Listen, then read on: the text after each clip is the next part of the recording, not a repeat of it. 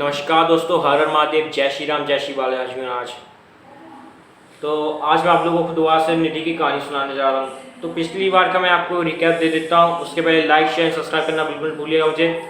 तो जो निधि थी वो जैसी हवन कुंड में बैठती है तब तुरंत ही उसको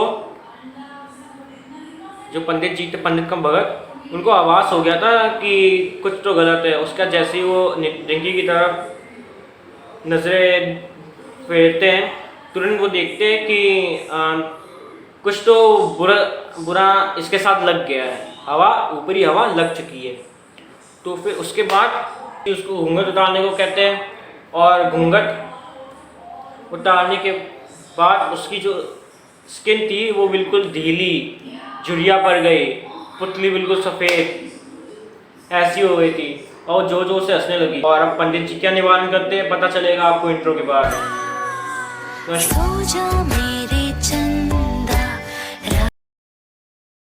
क्या दोस्तों, हर हर महादेव, स्वागत है लोगों का आपके यूट्यूब चैनल 455। जैसा कि मैंने आपसे इंट्रो में कहा वैसे ही आप लाइक शेयर सब्सक्राइब कर दीजिए मुझे। और अब बढ़ते हम लोग कहानी की तरफ।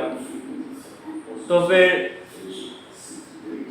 जब पंडित जी ने मंत्र पढ़ा और मंत्र पढ़ने के बाद पंडित जी पूछते कि तू यहाँ पे कैसे आई है। तो फिर वो कहती है कि मैंने इसको उस घर के सामने देखा था, मेरे घर के सामने, और ये मुझे लुभा गई है। ये मुझको पसंद करती है तभी मैं इसके साथ आ गई हूँ, क्योंकि ये मेरे पास आई थी, मेरे घर के पास आई थी। ये लगता मुझसे मिलना चाहती है। और ये सब जो बोल रही थी ना वो एकदम से समझ लो जैसे कि ट्विनिंग जानते हो आप, डबल ट्विनिंग, कि जैसे कि एक वॉइस चल रही है सेम टू सेम उसी वॉइस की डुप्लीकेट भी चल रही है साथ ही साथ, बस हल्की सी कम आवाज़ में। तो वैसे ही आवाज़ हो रही थी। और ये सब जब चल रहा था ना तब आधे लोग तो गायब हो गए थे यूं ही, सब साफ। और जो थोड़े से लोग बचे थे ना वो ऐसे बचे थे जिनको कुछ एक्सपीरियंस करना था, कुछ अनुभव करना था, जिनको मैं मूर्ख कहना चाहूँगा अपनी भाषा में। और मैं लोगों से ये भी कहना चाहता हूँ कि जो भूत प्रेत में नहीं मानते, एक बार जाइए कब्रिस्तान के सामने वो होता है ना बताशा खाइए और उसके बाद वापस आइए। आपकी कहानी सुनाने में मैं ज़्यादा देर नहीं करूँगा, वैसे देर करता हूँ, आपकी कहानी सुनाने में देर नहीं करूँगा, पहले ही बता दे रहा हूँ। उसके बाद पंडित जी जानते हैं कि ये सही रीज़न तो है नहीं। उसके बाद पंडित जी मनोज के साथ चलते हैं और मनोज से कहते हैं कि तू बालाजी महाराज की एक फ़ोटो पकड़ और बाकी मंत्र से तो मैं इसे बांध दूंगा। पंडित जी मनोज के सहारे निधि को एक कमरे में ले जाते हैं और मनोज वो कमरा बंद कर लेता पंडित जी के कहने में। उसके बाद वो वहाँ पे कहती है कि इसको मैं अपने साथ ले जाऊंगी। तुम क्या कर लोगे पंडित, तुम क्या कर लोगे? ये मूर्ति दिखा दो ना मुझे, मैं तुमको कुछ और दिखाऊंगी। तो वहाँ पे एक छोटी सी नीडल पड़ी थी, उस नीडल से हल्का सा ऐसे खरोच मारा और ब्लड की जो बूंद थी वो टपकाई।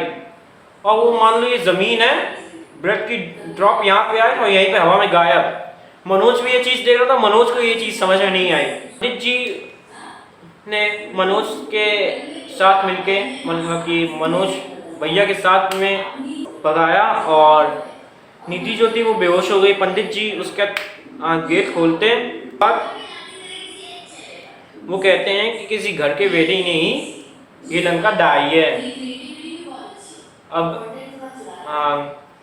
वैसे तो मुझको लंका से कुछ याद आया,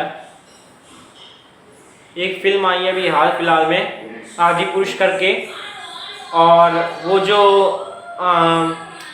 फिल्म है उसमें काफ़ी सारे डायलॉग ऐसे हैं, काफ़ी सारी बातें ऐसी जो हमारी सेंटीमेंट्स को हर्ट करते हैं। तेल तेरे बाप का, तेरी ये तेरी वो, पता नहीं क्या क्या, टैटू वाला इंद्रजीत।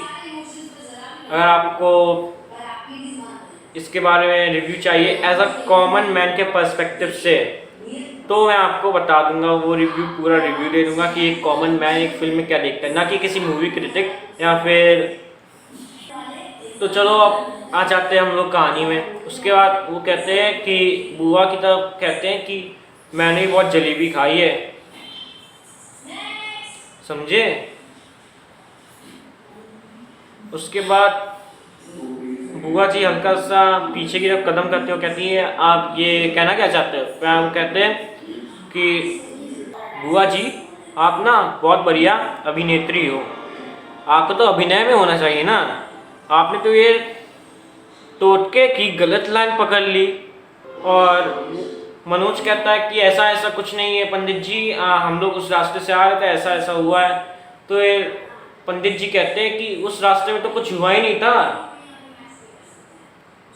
जो हुआ है एक जलेबी के कारण हुआ जो कि तुम्हारी बुआ लेके आई थी। और ये अकेले नहीं है,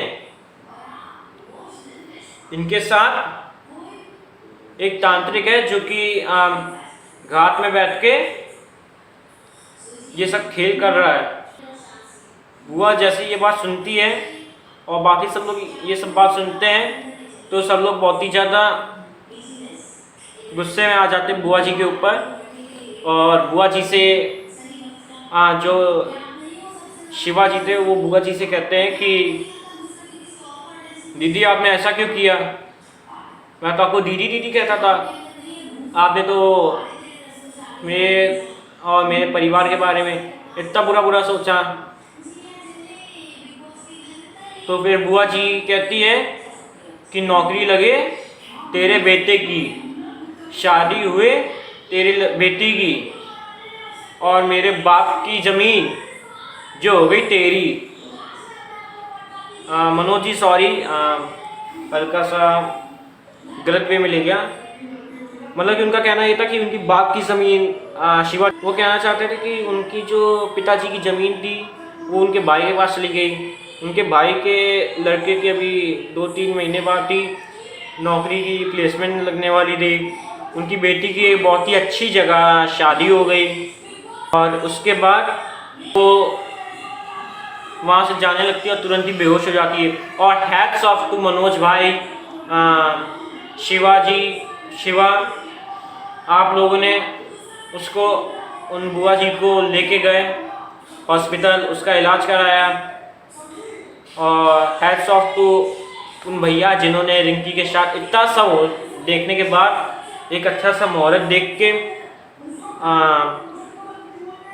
शादी का दोबारा से तय किया, दोबारा से शादी करने का फैसला किया।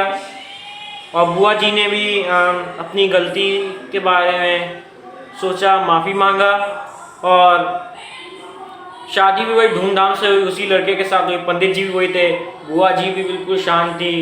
और जब अगले दिन विदाई हो रही थी तब मनोज जी ने एक थोड़ी सी वैसी बात बता दी, थोड़ी सी फनी, कि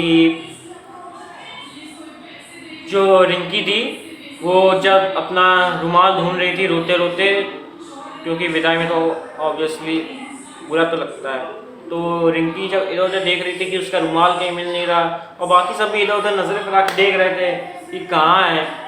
उसके बाद लोगों ने सोचा चलो छोड़ो, रुमाल ही तो है। फिर आए कोई दूसरा रुमाल प्रोवाइड करा, उससे आंसू पोछे। और उसके बाद रिंकी जब जा रही थी सबको बाय करते हुए और बाकी सब लोग भी बाय कर रहे थे, हल्का सा नमी से, यानी कि किसी की आंखों में हल्की सी नमी सी दिख रही थी, कोई बिल्कुल उदास सा दिख रहा था। और जो बुआ जी थी वो एक शैतानी हंसी के साथ अलविदा कर रही होती हैं और अपने हाथ की मुट्ठी खोलती है और उसमें से रिंकी का ही रुमाल मिलता है। तो आज की वीडियो के लिए बस इतना ही, और मिलता हूँ मैं आप लोगों से अगली वीडियो में। और हाँ, अगर आप लोगों को मेरी वीडियो अच्छी लगी हो तो वे मेरी वीडियो को लाइक, शेयर एंड सब्सक्राइब करना बिल्कुल भूलिएगा। और हाँ, जो आदि पुरुष का रिव्यू है वो भी मैं जल्दी बनाऊंगा। और अगर आपको अपनी स्टोरी भेजनी है तो फिर मुझको इधर मेरे इस इंस्टाग्राम अकाउंट में भेज दीजिएगा। तो मिलता हूँ मैं आप लोगों से अगली वीडियो में। हर हर महादेव, जय श्री राम।